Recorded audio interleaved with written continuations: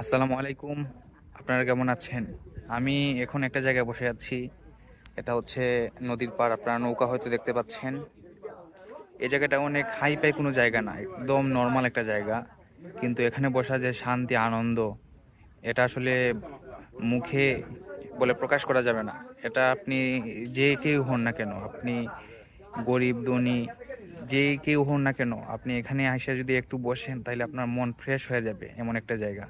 এই যে পাশে নদী, আর এটা হচ্ছে একটা দোকান। আপনারা এখন সামনে যে একটা দোকান দেখতে পাচ্ছেন, মানুষ এখানে তাস খেলতেছে। ওনারা ওনারা মুরব্বি, আমরা জন্ম থেকে দেখে আসতেছি।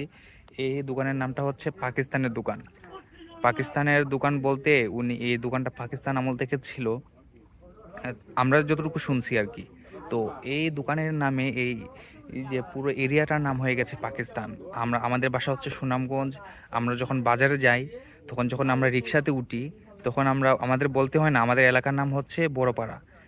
তো আমরা বড়পাড়া বলতে হয় না, আমরা বলি যে পাকিস্তান যাবেন, তো ওনারা চলে আসেন। সুনামগঞ্জ শহরে এমন কেউ নাই যে পাকিস্তান সম্পর্কে তারা জানে না।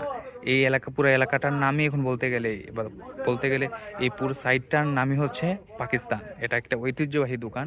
দোকানটা বেশি মানে একটা জীর্ণশীর্ণ দোকান, কারেন্ট চলে গেছে, এই কারেন্টের এই সমস্যাটা।